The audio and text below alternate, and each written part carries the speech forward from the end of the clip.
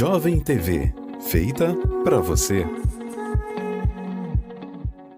O uso de uniformes dentro da empresa mostra um diferente nível de organização e seriedade. Com isso, a Bordo Tudo é uma empresa comprometida com a qualidade e prazo de entrega. Trabalhamos com uniformes para condomínio, pousada, restaurantes, com material completo ou somente bordado. Crie uma identidade única para o seu negócio. Bordo Tudo, telefone e WhatsApp 22 98852 9493.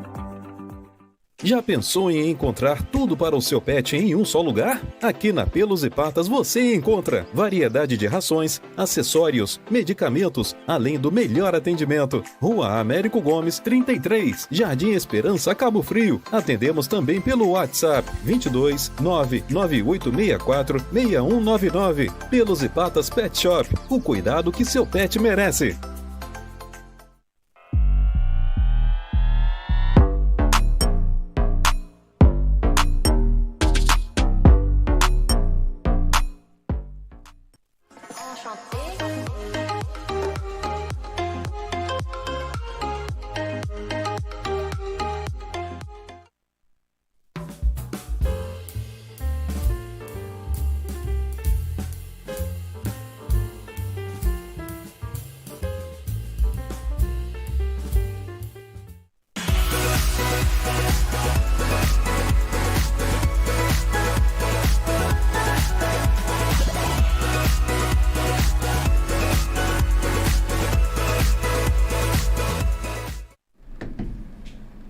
Olá pessoal, muito boa tarde. Tá começando mais um Pode Mesmo nos estúdios mais bonitos de Cabo Frio, aqui na Jovem TV. O programa hoje tá muito especial, mas a gente vai sentir falta da nossa amiga Rafa Quilombola, porque o paizinho dela tá dodói, ela tá cuidando dele. Beijinho, Rafa. Tamo junto.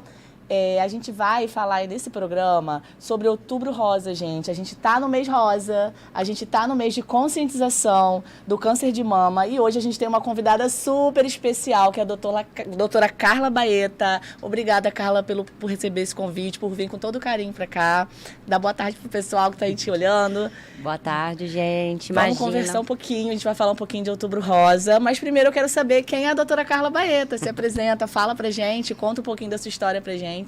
Obrigada pelo convite, Amanda. Eu acho sempre bom e sempre importante falar sobre o câncer, desmistificar algumas coisas e conscientizar, principalmente as mulheres, agora nessa época do Outubro Rosa, da importância de fazer a mamografia preventiva e diagnosticar esse câncer de uma forma precoce, né, com ele num tamanho bem pequenininho.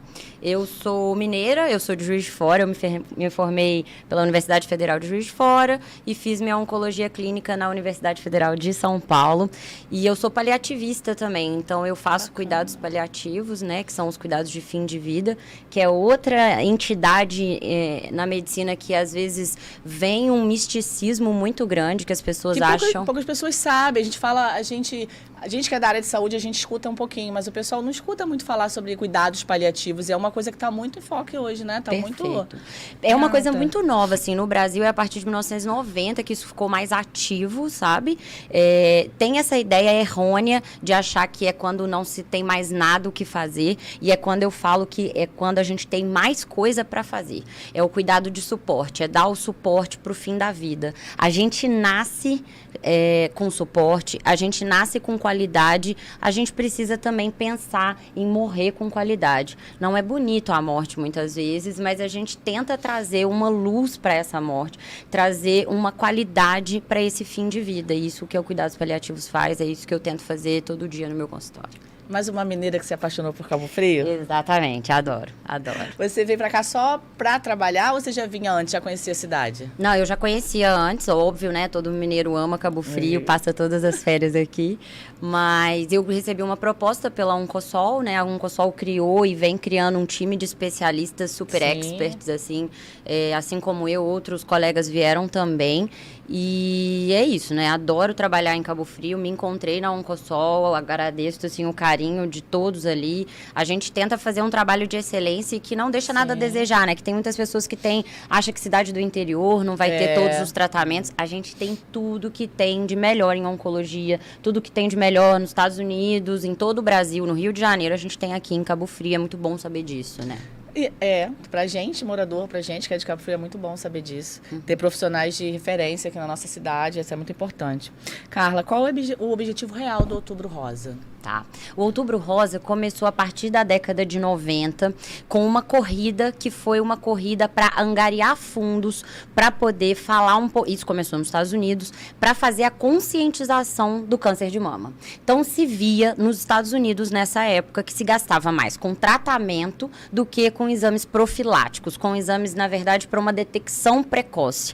E aí eles quiseram mudar essa chavinha. Começou com uma corrida de rua, em que eles usaram o famoso laço rosa, que virou símbolo mundial do combate ao câncer de mama, e não só do combate, mas da conscientização do câncer de mama. Eu recebo até hoje, Amanda, no consultório, mulheres de 70 anos, 60 anos, que nunca fizeram mamografia.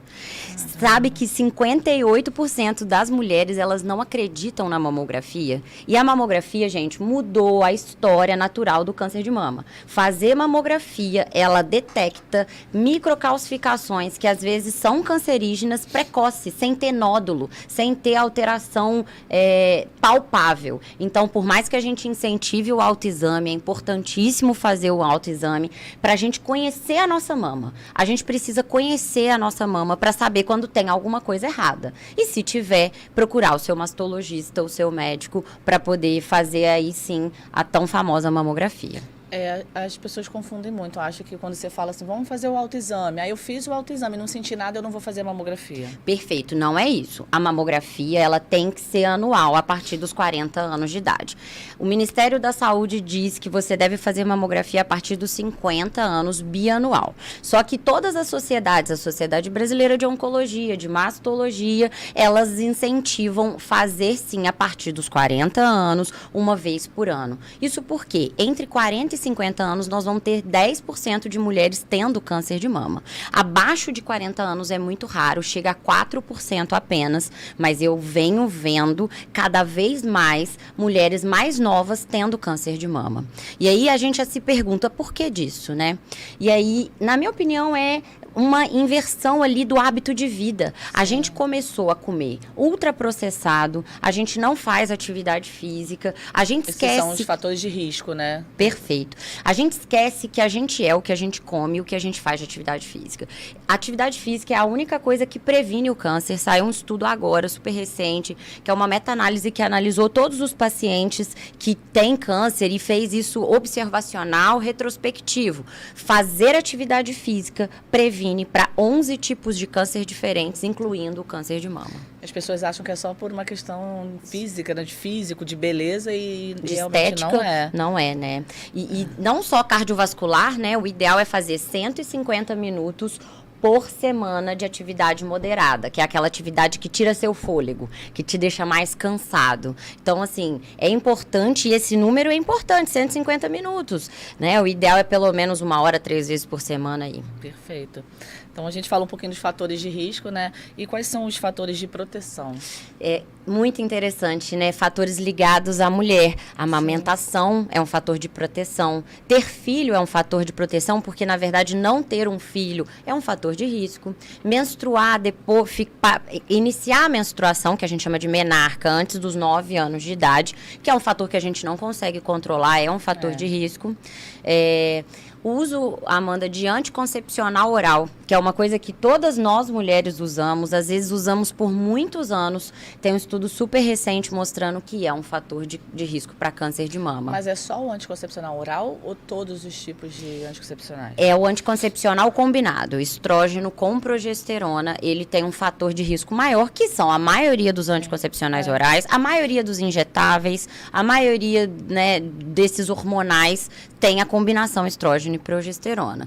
Tanto é que é um fator de risco também para aquela mulher que já está na menopausa e faz reposição hormonal. O ideal é fazer menos de 5 anos essa reposição. A gente sabe que os efeitos colaterais da menopausa, né, o fogacho, aquele calorão, a depressão que pode vir associada, a fadiga, a gente pouco fala, mas você que tem 40 anos, que está passando por um momento que não sabe por quê, mas está sem energia, está se sentindo fadigada, isso pode ser o climatério que a gente chama.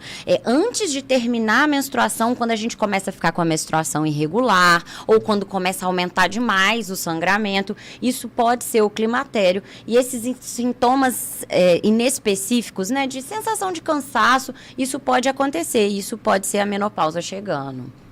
Entendi.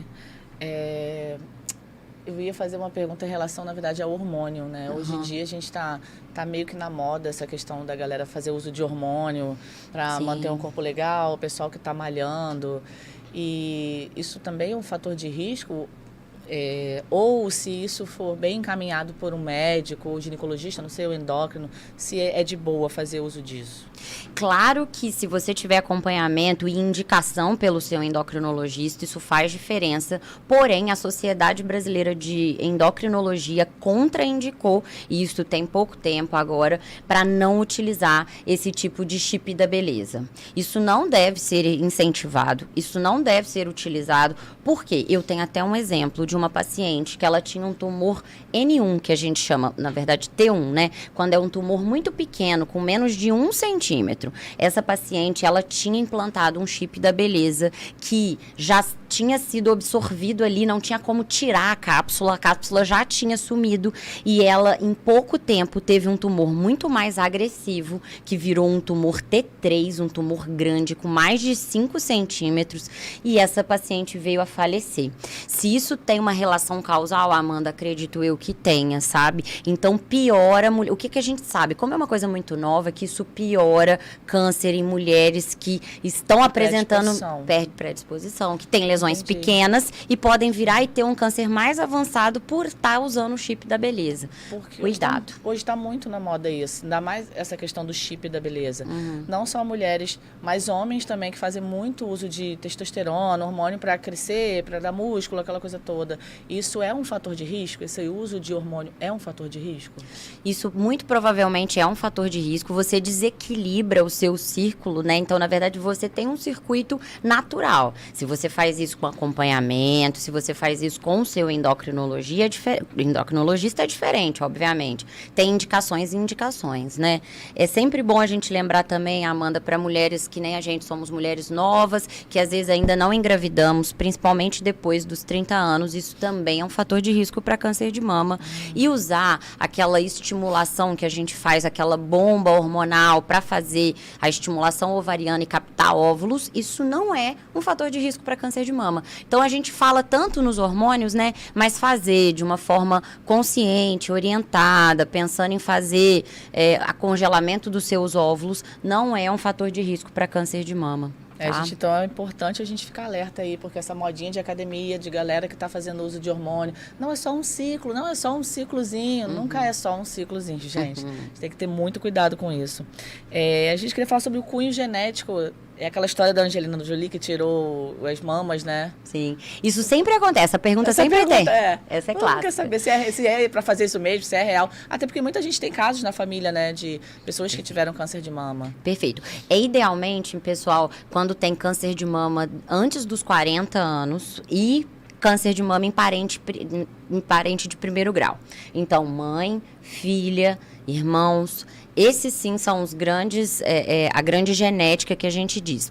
Parentes acima dos 50 anos que tiveram câncer de mama, muito provavelmente é por causa da idade, que é o grande fator de risco, é você envelhecer, né? Que as células, elas começam a se proliferar de uma forma descoordenada, causando câncer de mama. Esse é o principal fator de risco para câncer de mama. Mas a gente sabe que o cunho genético, ele está relacionado por cerca de 10% dos casos apenas. Não é todo mundo que tem indicação de fazer o que a Angelina Jolie fez, mas você sabe que ela mudou a história do câncer, depois que ela fez e que botou luz nisso, por isso que eu acho que é importante sempre trazer luz para a conversa, né? Ela fez, então, a cirurgia profilática da mama. Ela tirou as mamas, mas ela não tirou a mama completamente. Ela fez o que a gente chama de adenomastectomia, que é tirar o tecido glandular das mamas e botar prótese na mesma cirurgia, tá? É claro que é uma cirurgia com indicação correta. E ela também fez a retirada dos ovários, porque o BRCA, que é a mutação que ela tem, que é a principal mutação referente ao câncer de mama, ela pode também aumentar o seu risco de câncer de ovário. A gente sabe que aos 80 anos esse número chega a 67% de risco de câncer de mama para quem tem BRCA.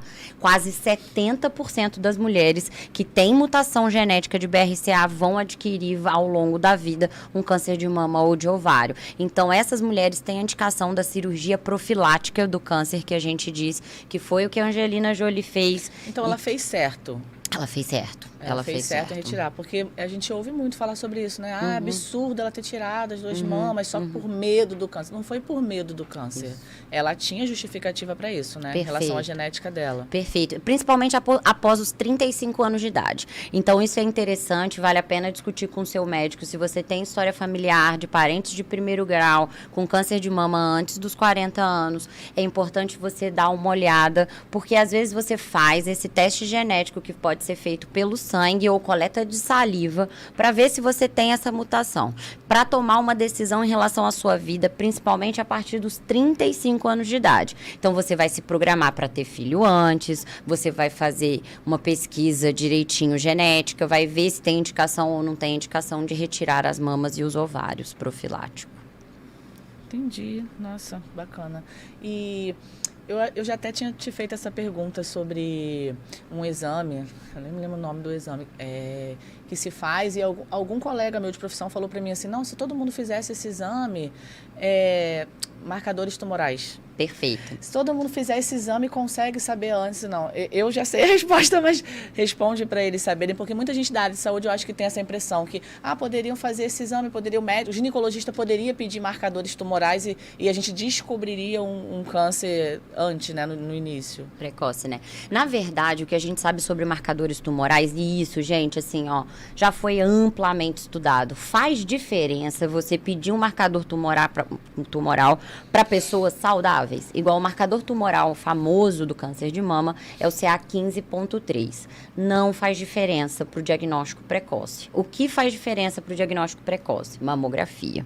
Amanda, isso é errado. Hoje mesmo eu estava discutindo com um colega meu de profissão e ele falou, Carla, pediram um CEA, que é um dos marcadores tumorais para câncer de intestino, para uma paciente dele que tem câncer de mama, e aí veio super alterado, e aí você fica com esse resultado e às vezes com a angústia que traz esse resultado, e às vezes era só porque a pessoa estava com diarreia no dia que coletou, ou estava com o intestino mais descompensado. Não existe indicação de coletar marcadores tumorais profiláticos, preventivos para um diagnóstico precoce, exatamente por isso, porque você não vai mudar a história natural da doença. Fazer o diagnóstico com marcador tumoral aqui ou daqui a 3 meses, quando tiver os exames alterados, não faz diferença, traz uma angústia muito grande, pode estar alterado por uso de outras medicações, e aí a gente fica... E a pessoa se abater, entrar em depressão, achando que está e não bem ser pior, nada. né? Eu tenho um exemplo que é uma paciente com câncer de pâncreas, que ela era saudável, ela fazia escalada e ela fez com o ginecologista dela um CA19.9 que veio altamente aumentado. E isso é um fator de risco para câncer de pâncreas. Ela fez o exame, ela veio a falecer do tratamento, ela começou um tratamento para um câncer que ela não tinha sintoma, acabou falecendo da toxicidade da quimioterapia, daí me fez muito questionar, a gente levou isso até para discussão em mesa redonda, essa indicação de não fazer esse exame. Para que serve então, Carla, o marcador tumoral? O marcador tumoral serve para prognóstico. Serve para aquela paciente que já tem câncer, para ela fazer aquele marcador, se ela tiver alterado. Isso se tiver alterado, tá, Amanda? Se ele tiver alto, ele serve como um parâmetro para eu saber se está melhorando com o tratamento ou se está piorando com o tratamento, e um alerta para aí eu fazer novos exames de estadiamento. Eu não troco o tratamento porque aumenta ou desce o marcador, mas ele é um fator prognóstico para eu avaliar se ela está indo bem ou não está indo bem, até para eu refazer os exames de estadiamento que a gente chama. quando a pessoa teve um câncer, fez o tratamento, se curou, esse exame é feito depois, nos próximos anos? Algumas pacientes, sim. Principalmente para aquelas pacientes em que ele tinha alterado esse marcador durante o tratamento e depois ele normalizou. Então, ele serve, sim, como prognóstico para ela. Eu tenho algumas que é isso. Às vezes, volta comigo, faz só exame de sangue. Teve uma que voltou, estava com CA 15,3, que o valor normal, dependendo do laboratório, é em torno de 25 ou 35, dependendo do laboratório. E ele estava em 100. E aí, eu parti para fazer exames e realmente ela tinha metástase pulmonar. Então, ele serve como um guia para nós, para o tratamento. Entendi. Gente, eu queria agradecer a participação de todos. A gente tem algumas perguntinhas aqui. Leia falou um grande beijo para a doutora Carla, profissional de excelência. Obrigada.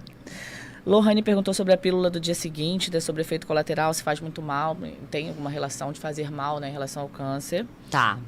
A pílula do dia seguinte é uma bomba hormonal. Então, assim, a gente pode inferir, tá? A gente não tem esse estudo mostrando que a pílula do dia seguinte é igual a câncer de mama. Mas como a gente tem daquela mulher que usa o anticoncepcional hormonal com estrógeno e progesterona, a gente pode fazer e aí sou eu fazendo essa inferição, tá, gente? Não tem estudo mostrando, mas é uma bomba hormonal. O ideal é que a gente não faça esse uso, seja só emergencial mesmo. Porque tem gente, né, Amanda, que não usa proteção e fica só usando a pílula. Isso faz muito mal. Por não se cuida, né, gente? Existem métodos aí pra gente prevenir. Não esquece do HPV do colo do útero, né? Não tem necessidade de tomar essa bomba de hormônio. Beleza, aconteceu uma vez ou outra, mas eu conheço realmente pessoas que ficam fazendo uso direto. Eu não quero tomar anticoncepcional que faz mal, mas todas as vezes que cai nessa furada, toma essa bomba. E que é muito pior do que você tá Perfeito. Tá a chance de trombose, ela é muito maior. Então, ela aumenta muito a chance de trombose, que ela já existe para quem tem predisposição e usa o anticoncepcional diário. Imagina para uma bomba hormonal. E aí, a trombose ela é mais alta mesmo. A Letícia Furtado, obrigada, Letícia, pela sua participação. Disse, doutora Carla, muito clara e técnica. Adorando aprender mais sobre fatores de risco e prevenção. Parabéns aos organizadores. Muito bom. Falando sobre fator de risco, Amanda, tem uma coisa que sempre me perguntam e que hoje em dia está muito na moda, que é o silicone. O silicone, ele não é um fator de risco para câncer de mama, viu, meninas? Claro que ele pode atrapalhar. E ele pode atrapalhar o diagnóstico precoce, principalmente aonde ele está, né? Se ele é retromuscular, se ele está na frente do músculo ou se ele está atrás do músculo. Por quê? Porque isso atrapalha na hora de detectar lesões pequenas no câncer de mama. Pode atrapalhar em 15% a 40% dos casos. Isso é muito alto. É uma indicação, talvez, de usar ressonância de mama de rastreio. Então, para aquela mulher que teve dificuldade para se posicionar na mamografia, talvez seja indicado complementar com a ressonância e com o ultrassom. Eu normalmente gosto de pedir mamografia e ultrassom, principalmente para mulheres com mamas jovens, mamas antes dos 50 anos, dos 60 anos, para aquelas mulheres que ainda não estão na menopausa. Elas são umas mamas mais densas, né? Elas têm mais glândula. O câncer da mama, ele pode surgir no ducto, a gente chama de carcinoma ductal, ou ele pode surgir na glândula, a gente chama de carcinoma lobular. Então, tem essa distinção. Quando ela é muito densa, vale a pena a gente complementar com ultrassom. Nas mulheres que têm silicone, que não dá pra gente ver muito bem, que ficamos na dúvida que o silicone tá atrapalhando, partir para ressonância e para ultrassom também complementar a mamografia. Entendi. Já que você entrou nesse assunto, a gente está vendo muita história de explante hoje, né? E tem alguma associação? Acontece por medo do câncer ou de alguma comprovação de câncer, essa questão do explante? Porque eu ouço muito, vejo muita matéria sobre isso. O que mudou é que, assim, vai mudando o padrão de beleza, né? Às vezes a mídia te impõe que você tem que ter peitos grandes. Cada hora é uma coisa diferente. E hoje em dia eu acho que as mulheres estão tendo essa ideia de se tornar mais natural, ficar um pouco mais saudável e não deixa de ser um corpo estranho. Existe até uma entidade que é o linfoma de grandes células relacionado anaplásico, que é mais agressivo, relacionado ao implante de silicone, por causa da região perisilicone, da região cicatricial perto do silicone.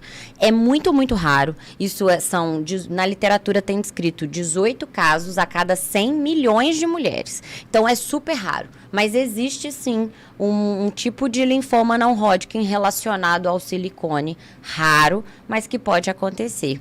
Eu acho que vem esse tudo, né, Amanda? Mudança no padrão, sim, o medo da mulher de ter câncer. Eu acho que é a evolução da ciência também, né? Porque, como você falou, né? Teve uma época que era silicone, o padrão era esse, todo mundo queria ter peitão, botar silicone. Eu acho que ao longo do tempo, os médicos começaram a perceber algumas coisas que vinham acontecendo também, né? Que você não vê na época, mas a evolução veio vindo e eu ouço muitas histórias relacionadas, até que nem tem nada a ver com câncer, tá, gente? Ela falou do câncer, mas que não tem nada a ver, mas sobre a doença do silicone, coisas que acontecem relacionadas a isso. Perfeito. Igual antes dessa febre de silicone, não tinha descrito esse tipo de linfoma. Só veio aparecer por causa do silicone. Até aquela associação hoje do silicone com depressão, eles estão falando muito sobre isso, né? Coisas de pele, né? Modificações na pele que estão associando, né, o silicone. Isso aí não tinha antes. Lohane, obrigada pela sua participação. Minha mola está perguntando assim, tem alguma idade específica onde começa a aparecer o câncer de mama? Normalmente, Lohane, é mais comum a partir dos 50 anos de idade. A gente sabe que esse crescimento ele é exponencial de acordo com a idade. Então, quanto mais velha a mulher vai ficando, maior a chance dela adquirir câncer de mama. A gente pode também falar sobre a profilaxia em relação à dieta, sabe, Amanda? A alimentação. A alimentação. Gente, assim, embutidos e ultraprocessados são super cancerígenos. Então, bacon, linguiça, salsicha, presunto, mortadela, vamos salame. Chorar, gente. Sim. Isso daí, pelo Ministério da Saúde já incentiva a não comer. Cara, e aí você vê assim, ó, criança novinha, que vive comendo presunto todo dia. Salsicha, a mãe acha o máximo salsicha, copinho de Coca-Cola. Pois é. Eu tenho uma outra coisa para falar sobre criança, que eu gosto muito de falar quando eu dou aula, que é água. Você sabia que as crianças brasileiras, 60% das crianças brasileiras tomam menos água do que o indicado por dia? E tem uma porcentagem de cerca de 35% das crianças, elas tomam menos do que 1 copo de água por dia. Amanda, tem estudo mostrando que crianças que foram fazer prova, e aí separaram em 2 grupos. Crianças que beberam água antes da prova e crianças que não beberam água depois da prova. Melhora a cognição da criança. Gente, beber água é vida, é importante. Eu falo para todo paciente que passa comigo, bebeu água hoje? O ideal, assim, não tem um número mágico, depende do seu gasto calórico, depende do tanto de atividade física que você faz. Coisa do 2 litros, tem que beber 2 litros de água. Não, né, gente? Cada um tem um peso, tem um tamanho, tem uma necessidade. Isso faz de acordo com o seu peso. Normalmente é de 30 a 50 ml por quilo de peso. Então, uma mulher de 70 quilos precisa beber em torno de 2 litros e 100 de água até 3 litros e meio de água por dia, a depender ali do que você faz de atividade física, podendo até ser mais, né? Entendi. A Lohane perguntou se é normal aparecer em jovens.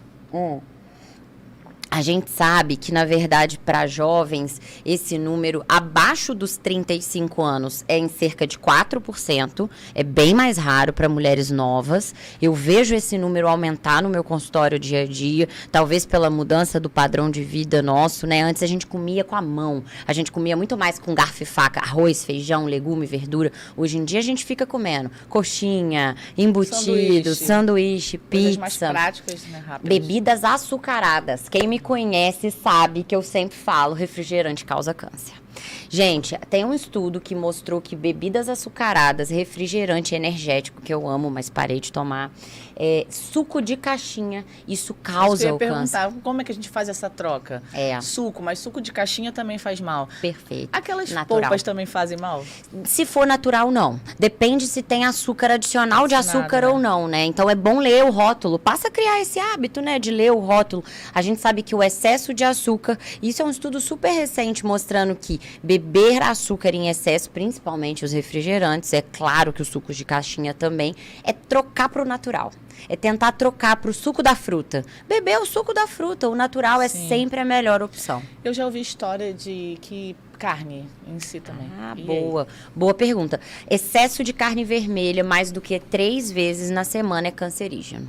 Pode causar câncer de intestino, pode causar câncer do trato gastrointestinal. É importante a gente tentar dar uma maneirada na carne vermelha. Tentar intercalar, né? Fazer um dia sem carne. Isso é uma tendência que vem acontecendo. Mas sim, a carne vermelha em excesso, mais do que 3 vezes na semana, é cancerígeno. Os É porque a gente vê essa moda também dessas dieta da proteína. E é proteína direto mesmo, é carne, né? E também é um problema. Eu não fazia ideia. Falei que eu não fazia ideia. Pois é. O ovo não tem problema não, né? Ovo é tranquilo. O ovo tem sempre uma dualidade. O ovo hora é bom, hora é ruim. É igual a banha de porco. Hora é boa, hora é ruim, né? É manteiga margarina. É manteiga margarina. Nessa situação. Exatamente. A Isis Santos, obrigada, Isis, pela sua participação. Ela pergunta, e quem tem histórico na família de câncer faz esse exame de marcadores tumorais? Não deve fazer. Isso não é um rastreio para câncer. Por favor, levem essa mensagem para casa. Não se deve fazer de rotina. Não tem estudo mostrando que tem benefício, que você deve fazer todo ano. Mais uma vez, é a mamografia. A mamografia, gente, detecta nódulos muito pequenos. A mamografia detecta essas microcalcificações, que são lesões pré-malignas ou até, muitas vezes, já malignas precocemente. Foi o que mudou a história natural da doença do câncer de mama, tá? É a mamografia. Uma outra coisa que eu gosto sempre de falar também, Amanda, sempre quando eu falo de profilaxia, a gente é o que a gente faz de atividade física, alimentação. Uma coisa que é importante, eu oriento todo paciente que passa comigo, é parar de fumar. Hoje em dia tá super em alta, sabe? Assim, Vape, cigarrinho eletrônico. Exato. Famoso cigarrinho eletrônico. Exatamente. E assim, ó, pra você ter uma noção, hoje em dia tem uma lesão pulmonar associada ao cigarro eletrônico, que é uma lesão... Até aquela cantora agora a gente tá vendo na televisão. Sim. Ela causa buraco no pulmão, assim, é um negócio absurdo, causa um DPOC acelerado, que é uma doença pulmonar obstrutiva crônica acelerada, para essas... É descrito a partir de 2019. Por quê? As mulheres, não só mulheres, jovens, né? Mas até os jovens, gente. Perfeito, começaram a fumar. E é muito mais viciante porque não tem o cheiro forte, o sabor às vezes é agradável. Fedendo, é cheirosinho, é gostosinho. Exatamente. Com alta nicotina, com alta dosagem de substâncias cancerígenas da mesma forma. Não tem estudo mostrando essa associação direta câncer de mama-cigarro, mas o cigarro, ele é responsável pela grande mortalidade de pacientes entre 19 e 69 anos, que é a idade ali ativa, é o grande causador, é 60% das mortes. A maioria dos cânceres, eles vieram causados pelo cigarro para aqueles pacientes que são tabagistas. Pacientes que viveriam até os 80 anos, isso diminui a chance de você viver absurdamente. Uma mulher tem uma chance ali de viver até os 80 anos de 76%, a média de sobrevida da mulher é 78, 79 anos, isso cai para 26%, porque você fuma. Então, fumar é um grande fator de risco. E continua sendo, gente. Eu não sei qual é essa ideia, né, de que a juventude tem, de que, esse vape pode, cigarro não faz tão mal assim. Porque ele faz mal. É fedorento, pode fumar. Gente. Engraçado que a gente só cai para essa realidade de uma vida saudável quando a gente está mais velho, gente. E se a gente se cuidasse desde novo, faria uma diferença enorme. Coisas bobas, como passa filtro solar, gente. A gente só vai se dar conta do estrago que a gente fez com 40. Aí com 20 tá tostando no sol, igual que eu falo, igual vai pra praia, fica igual aquele frango engraçado, na chapazinha, de um lado pro outro. Não sabe o mal que aquilo faz. Fuma, de brincadeira na noite, estou fumando. Eu só fumo quando bebo e sai e fuma. E não faz atividade física. Isso tudo é uma construção, né, que você vai sentir na pele quando você tem 40 anos. Que você chega 30, 35, 40, você começa a sentir os efeitos de tudo aquilo que você viveu de legalzinho na sua época de adolescência, de jovem, né? Infelizmente, as coisas são assim. Perfeito, Amanda. E tem uma questão que eu gosto de dizer o seguinte, a partir dos 30 anos, a gente já começa a perder massa óssea. Então, fazer atividade física ajuda nessa manutenção da massa muscular magra e isso ajuda também, vai junto, sempre a massa magra com a massa óssea. Então, vai junto também a manutenção da massa óssea, porque a gente vê muita osteoporose, a gente vê ver essa perda de massa óssea. E o que eu indico? Fazer as duas coisas, musculação e aeróbico. Fazer só... eu só faço corrida. Não tá legal. Você precisa também fortificar com musculação. A gente não tem noção do tanto que a gente precisa de músculo, gente. Vocês não têm noção. Eu tenho noção com 40 anos. A gente com 40 anos precisa muito. Vocês não têm noção do tanto que a gente precisa para tudo, para viver, para amarrar um calçado, para levantar, para segurar uma criança no colo, para trabalhar. Porque você não ter, né, eles chamam de história, né, muscular, você não ter, gente, é péssimo. Aí chega com 40, a gente quer tirar todo o nosso tempo perdido, malhar pra caramba, mas assim, faz muita falta, o músculo faz muita falta pra tudo, né? Perfeito. E você vê aqueles vídeos, às vezes, na internet, né? Aquele idoso que faz atividade física. Qual a diferença, gente? Você quer ser aquele idoso, que você chama de idoso, mas a gente vê isso, as pessoas que não têm esses hábitos bacanas desde novos, você vê com 65, 70 anos, você vê ele capenga, aquele idoso bem idoso, já em casa de idoso, tu carregando ele, você vê hoje 68 anos, aquele coroa todo bonitão, fortão, malhado, aquela mulher, mulherão. Você vê, hoje a gente tem atrizes aí na televisão que você olha e fala, gente, nossa mulher não tem 64 anos. Perfeito. Tá melhor que muita de 40. Perfeito. Por quê? Toda essa construção que a gente falou de uma vida saudável, uma alimentação saudável, atividade física. Sim. Toda essa construção. A hora para mudar é agora, entendeu? Começa agora que isso traz reflexos, gente, porque positivos para o futuro. Tem um monte de pergunta aqui, vou fazer com calma, gente. Então, uma outra coisa, Amanda, sobre fator de risco é a obesidade. Então, sempre me perguntam. A gente sabe que, algumas coisas são interessantes sobre o peso. Você adquirir mais peso após a menopausa é um grande fator de risco para câncer de mama. E acontece, né? Acontece, porque aí você diminui os seus hormônios femininos. O que o hormônio feminino faz? Ele faz o corpo violão da mulher. Depois que você entra na menopausa, você começa a criar uma barriga que você não tinha, você começa a diminuir seu metabolismo, e isso é um fator de risco para câncer de mama, principalmente se você adquire peso após a menopausa. Então, diferente daquela mulher que sempre teve um sobrepeso, ela tem sim um fator de risco pelo sobrepeso, mas se ela sempre foi em sobrepeso, o risco dela é um pouco menor daquela que adquiriu após a menopausa. Então, a gente precisa atentar sim para o nosso peso. O IMC, né, o índice de massa corpórea, não é o único parâmetro, a gente olha também para a massa de gordura, para a massa magra, tudo isso faz diferença. Vale a pena passar com o endocrinologista, pegar uma recomendação, uma orientação de uma dieta controlada, balanceada, evitar os açúcares em excesso, a carne vermelha, seguir uma vida mais saudável possível, faz muita diferença. Até quem não tem, de repente não tem plano de saúde, não tem a oportunidade de pagar no endócrino, gente, a internet está aí, né? Você, dieta saudável, você tem um monte de coisa, e já não é mais mistério para ninguém saber que você tem que ter um prato colorido, né? Que de manhã você não tem que comer pão com manteiga, esquece agora o presunto, o queijo, queijo não, que o queijo até é saudável, mas a mortadela, o negocinho que você bota no pão, esquece. Come um ovinho, né, de manhã. Ou quer o pão, bota com ovinho, pão com ovinho. A gente pode buscar comer coisas mais saudáveis, né? A gente, óbvio, né, quem tiver essa possibilidade de ir no endócrino, que vá, com certeza, porque não é só a questão da alimentação, a questão de todos os exames que eles vão passar, e as coisas que tem que estar ali certinha. Mas a gente não tem desculpa para não ter uma alimentação saudável, para não ter uma vida saudável. Mas eu não tenho dinheiro para pagar uma academia, gente. Eu falo em Cabo Frio, moro numa cidade maravilhosa, gente.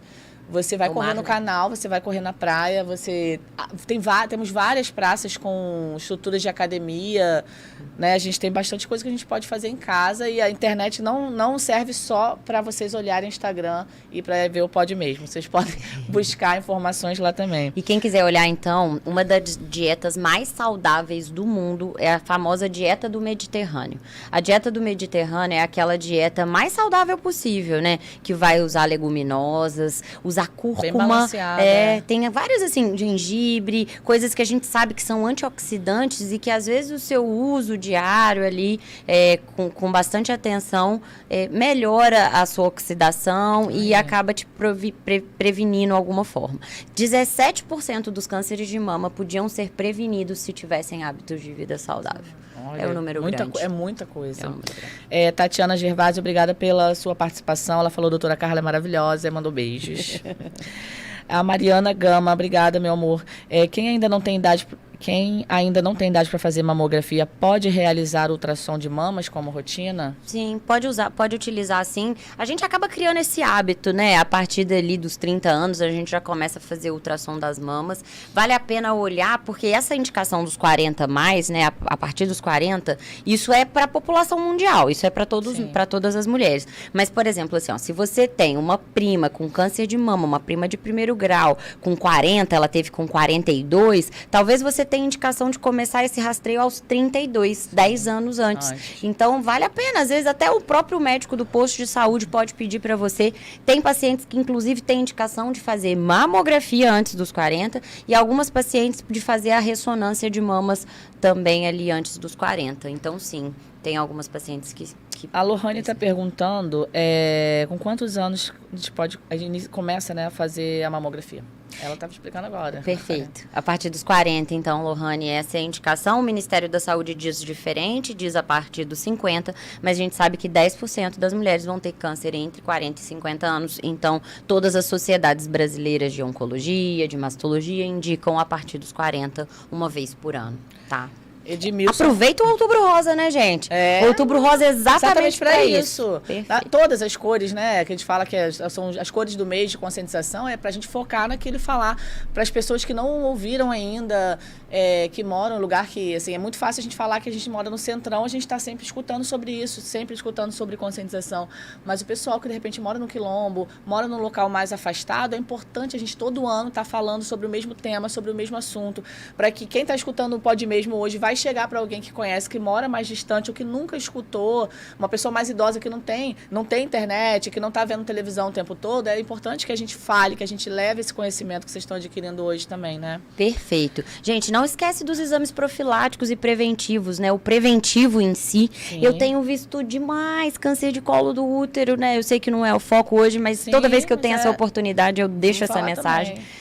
Por favor, gente, faça o seu preventivo anual, faz diferença, faz muita diferença você pegar uma lesão inicial para câncer de mama, para câncer de colo do útero, para uma grande maioria dos cânceres, você pegar a lesão menor, a chance de cura, ela é muito maior. Para a mama chega a 95%, uma taxa de chance de cura para uma lesão inicial. Sabe que no Brasil, Amanda, 38% das mulheres vão fazer o diagnóstico de lesão com metástase, de câncer de mama metastático. Então, assim, e eu não acho que o SUS seja uma justificativa, assim, na região, se você procurar, você consegue fazer. Sim, se você for no seu posto de saúde, mamografia e ultrassom da mama é uma coisa que realmente o Brasil funciona.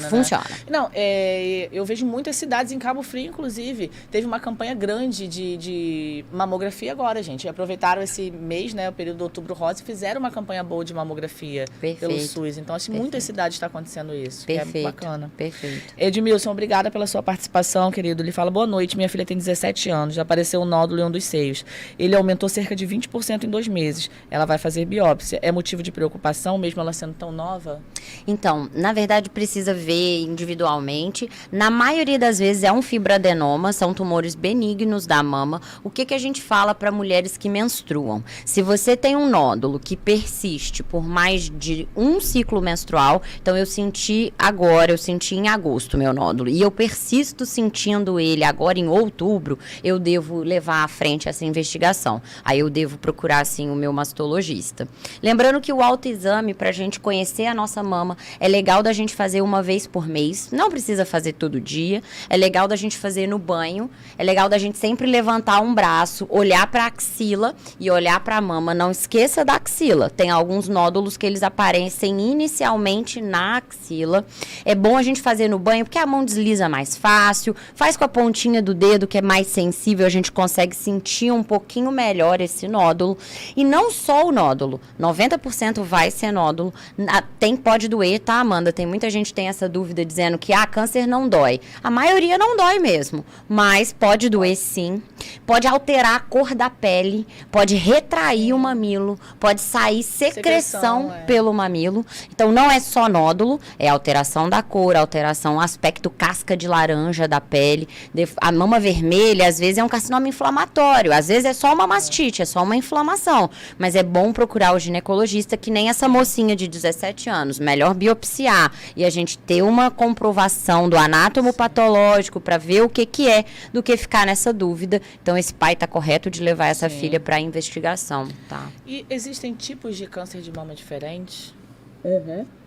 Eu gosto de dizer o seguinte, existem 5 tipos principais de câncer de mama. São os 2 principais hormonais, que são o luminal. Toda vez que tem luz, é porque tem hormônio. Existe o luminal A, que tem uma diferenciação celular, ele cresce um pouco mais devagar, acomete normalmente mulheres mais velhas. E o luminal B, que tem umas características, às vezes, de maior agressividade. Isso não é uma regra. Existem cânceres luminais A, que são agressivos e dão metástases. Isso realmente não é uma regra. Existem aqueles que a gente sabe que são mais agressivos mesmo, principalmente o triplo negativo, que não tem nenhum receptor hormonal. E o famoso HER2, que tem uma proteína de membrana, então é como se o tumor tivesse aquela célula redondinha que está crescendo toda errada, e na proteína, numa membrana ali, naquela pontinha da célula, tem uma proteína que chama HER2, que confere maior agressividade ao tumor. Ele também existe uma terapia-alvo contra esse tumor, que é o famoso Herceptin e o famoso Perjeta, que inclusive a gente tem disponível pelo SUS no Brasil inteiro, que a gente combate diretamente essa célulazinha, essa proteína HER2, e isso tem uma resposta melhor tumoral, uma redução desse tumor, e a gente vê respostas boas ao tratamento, que é outra coisa que eu gosto de dizer é o seguinte, existe vida após o diagnóstico de câncer de mama, gente. Câncer de mama não é uma sentença de morte, tá? As pessoas pensam muito isso, né? Claro, que você receber essa notícia, você fazer o tratamento que muitas vezes cai o cabelo, a maioria das quimioterapias para mama cai o cabelo, não é fácil. É um momento da vida difícil e às vezes um momento mais difícil, mas se for pego inicial, se fizer o tratamento direitinho, seguir tudo que foi orientado, a taxa de cura chega a 95%, e mesmo nas mulheres metastáticas, a gente tem sobrevida longa, vida boa, vida com qualidade com câncer de mama, tá? Tem mulheres às vezes usando tratamento hormonal por 5, 7, 10 anos. Eu tenho uma paciente que ela tem diagnóstico de câncer de mama metastático, tem 13 anos. E ela trata comigo, tem aí pelo menos os 2 anos que eu estou aqui em Cabo Frio. E nós estamos juntas aí fazendo esse tratamento. Nossa. E quais são os tipos de tratamento para o câncer de mama? Tá, eu divido em 2 grupos, que é o tratamento local e o tratamento sistêmico, que vai no sangue, que vai no sistema, que vai no corpo inteiro. O tratamento local é a cirurgia, que pode ser a mastectomia ou a segmentectomia, tirar apenas o segmento da mama que está doente. Essa decisão ela é do mastologista e do oncologista, vai depender do tamanho, vai depender do tamanho da mama, vai depender, que é um índice mama-tumor que a gente fala, vai depender se está cometendo pele ou não está. Então, tudo isso vai ser uma decisão do mastologista, claro que muitas vezes em conjunto com o oncologista.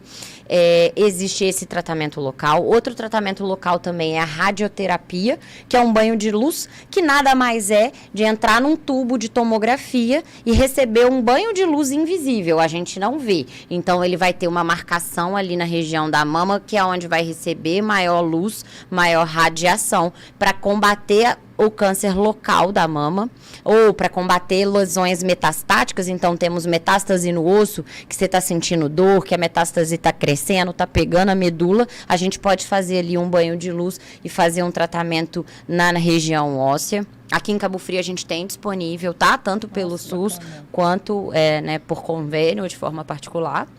E a gente tem os tratamentos sistêmicos, que aí são com quimioterapia. Então, é quimioterapia, que nada mais é que um soro na veia, um soro com quimioterápico diluído, então tem droga ali no meio. Temos também a imunoterapia, que hoje em dia foi até o Nobel de Medicina, o último Nobel de Medicina, que ganhou, o penúltimo, na verdade, porque o último foi da vacina, que ganhou... que é o seguinte, que na verdade a imunoterapia, ela nada mais é do que ensinar o seu corpo, ativar o seu sistema imune para o próprio corpo combater o câncer. Então é como se a gente tivesse um on and off, um liga e desliga da imunidade, e a gente deixa essa imunidade sempre on, sempre ligada para combater ali o câncer de mama. Isso chama-se imunoterapia. Infelizmente, para câncer de mama a gente não tem disponível pelo SUS, só para quem tem convênio ou de forma particular, é uma medicação um pouco mais cara. A gente tem a terapia-alvo, que eu estava contando, que é o Herceptin Perjeta, e esse sim a gente tem pelo SUS, e combate ali diretamente esse câncer de mama, que tem essa proteína especial HER2, que tende a ser mais agressivo, mas também que tende a responder melhor com a terapia-alvo. Existe um tratamento que seja... esse é o de escolha, que escolhe mais, que é o que mais feito?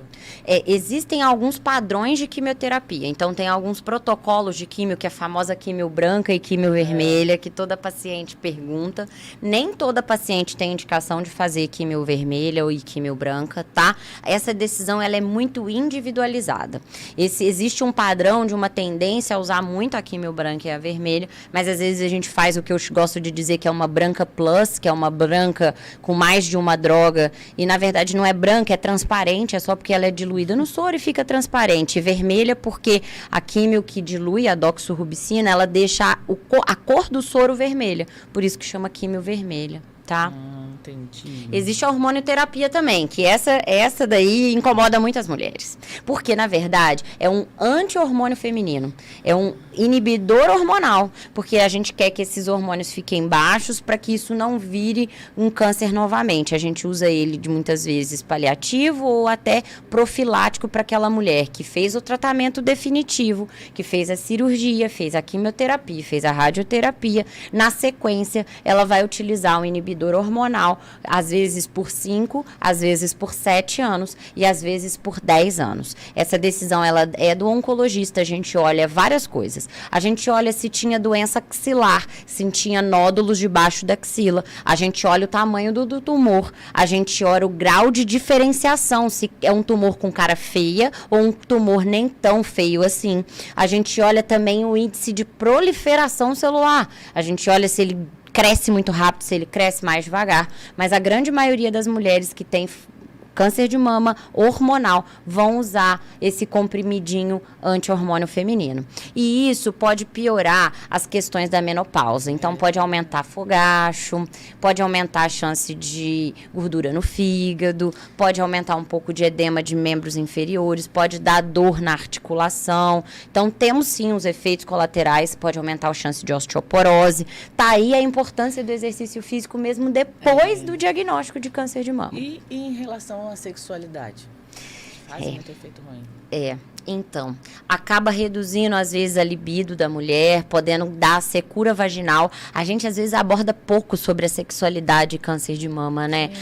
Eu libero paciente minha para engravidar depois de câncer de mama. Claro que isso precisa ser alinhado junto com o seu médico. É muito individual, tá? A gravidez é um fator de proteção para câncer. Então, mesmo se que você já teve um câncer, não pense, não posso engravidar. Você pode. Mas você precisa conversar isso individual com o seu oncologista. A gente sabe, e uma coisa que até vi esses dias na internet, relacionada muito ao Outubro Rosa, o tanto que as mulheres são abandonadas no tratamento. Sim, Amanda, absurdo. é um absurdo. Acontece muito. A mulher já sente-se fragilizada pela queda do cabelo, pela mutilação da mama, que às vezes você fica apenas com uma das suas mamas. E muitas vezes os parceiros acabam se separando dessa mulher, pelo efeito estético, por não aguentar a pressão de acompanhar essa mulher no tratamento. Procure um psicólogo, sabe, gente? Assim, eu acho que o tratamento do câncer, para qualquer câncer, ele não pode ser só você e o seu médico. Ele precisa ser multidisciplinar. Sim. Tá? É muito importante. Muito. Com a sua enfermeira oncológica, com a sua fisioterapeuta, com a sua psicóloga. Eu sempre tenho essa tendência a encaminhar para todo mundo, assim, sabe? Hoje em dia a gente tem aqui a Amigas da Mama, que é essa nossa parceira de filantropia, e a Moça Bonita também, na região, que são bem famosas. Elas ajudam a gente demais, porque tem disponível, né? Às vezes tem até coisas, fazer um bordado, fazer alguma atividade em grupo, para você não pensar o tempo todo no diagnóstico de câncer. Existe estudo, Amanda, mostrando que quem faz tratamento multidisciplinar, então quem tem um suporte maior da família, da equipe, né, com fisioterapeuta, psicólogo, a enfermagem, a medicina, vai melhor. Vive mais. Então, ter também esse suporte faz com que a pessoa... rede de apoio, né? Rede de apoio é importantíssimo. A Ariel Santos, obrigado pela participação, meu amor. Ela pergunta, nós técnicos de enfermagem, podemos incentivar o autoexame? Podemos e devemos, tá? Não substitui a mamografia. Então, essa é outra mensagem importante pra gente passar aqui hoje. Você precisa, sim, conhecer sua mama. Como é que você vai saber que tem um nódulo novo, surgiu alguma coisa, se você não tá ali sabendo da sua mama? O ideal é fazer o autoexame uma vez por mês. Mulheres na menopausa, escolher um dia. Mulheres fora da menopausa que menstruam, escolher um dia longe da menstruação. Porque quando a gente tá com a mama ali menstruada, a gente sabe que a mama fica muito mais dolorida. O ideal é 15 dias depois ali da menstruação, é você fazer a palpação. Não existe isso de não incentivar o autoexame mais, tá? Até meus alunos estavam falando que eles estavam contraindicando eles se incentivarem, porque a pessoa acha que fez o autoexame e não precisa. Não tô sentindo nada, não vou fazer mamografia. Não é isso, gente. A gente precisa incentivar, sim, fazer o autoexame e a mamografia na idade certa, a partir da idade certa. A gente tem que incentivar isso sempre. Perfeito. E assim, ó, o autoexame é importante exatamente pra gente saber e conhecer a nossa mama. Se a gente sabe que ali nunca teve nódulo, se surgiu alguma coisa, eu já vou correr pro meu médico. 60% dos diagnósticos ainda são ao acaso no Brasil. Eu acho esse número muito alto, sabe? Assim, porque muitas vezes quando é ao acaso, ele já tá avançado, né? Às vezes já tem axila positiva. Muita gente me pergunta o que é linfonodo. Então, assim, se você tem uma dor de garganta, se você faz uma íngua do lado, aquela íngua é inflamatória. Aquilo ali faz parte da sua drenagem linfática, às vezes uma íngua com inflamação. É a mesma coisa com a mama. Existe ali debaixo da axila que recebem a drenagem, os linfonodos que recebem a drenagem dessa mama. E às vezes, pela drenagem linfática, esse câncer cai na mama, na axila, e a gente já chama um câncer de localmente avançado. Ele já avançou, ele já deu metástase para axila. Isso tudo ainda é passível de cirurgia, ainda é passível de tratamento cirúrgico. A gente sabe que quanto maior o número de linfonodos debaixo da axila positivo, maior é a chance desse câncer voltar. Então, por isso que é importante que a gente pegue antes de ter essas metástases no linfonodo. Sim. Mas se você que está me escutando e tem metástase linfonodal, isso vai ser tratado, isso vai ser retirado cirurgicamente, isso vai receber radioterapia exatamente nessa drenagem para evitar tudo que a gente faz pós-tratamento cirúrgico, né? Para evitar, é profilático, para evitar com que o câncer volte. E esse câncer de mama aumenta a chance de voltar ao longo dos anos. Então, quanto mais tempo tem do diagnóstico do câncer de mama, vai aumentando essa chance dele voltar, principalmente nos hormonais. Triplo negativo já é diferente, a chance dele voltar é maior em 2 anos. São 2 anos maiores de alerta ali, mas precisa continuar sempre se cuidando e fazendo um acompanhamento. Gilmara, obrigado pela participação. Doutora Carla maravilhosa, estamos de Juiz de Fora juntinhos com você sempre. Família, né? Tem que ter, tá vendo? Suporte certo, familiar aí. É o que a gente tá falando, suporte. Gente, quero agradecer a todos que participaram, tá? Todos que fizeram pergunta, que estão juntinhos aqui conosco. Agradecer a doutora Carla, obrigada. Obrigada por todo o esclarecimento, tá? A doutora Carla é referência em oncologia hoje em Cabo Frio. Então, quer deixar sua rede social? O povo fazer perguntinha depois que eles vão fazer. Quem ficou com alguma dúvida pode me adicionar lá, é a Carla Baeta. É o meu nome, né? E me adiciona, a gente troca uma ideia, é sempre importante. Eu gosto de falar sobre profilaxia e prevenção no câncer. Eu acho que é importantíssimo. Procure o seu médico, tenha o seu clínico geral, faça check-up uma vez no ano. Não esquece do seu preventivo, da sua mamografia, isso, da colonoscopia a partir dos 45 anos de idade. Isso faz diferença e isso traz vida para as pessoas. Então, vamos falar, dissemina a informação para todos que você ama. Acima dos 40 anos, vamos fazer mamografia anual. É isso. Tá joia, gente. Beijão pra todos. Boa noite. Boa noite.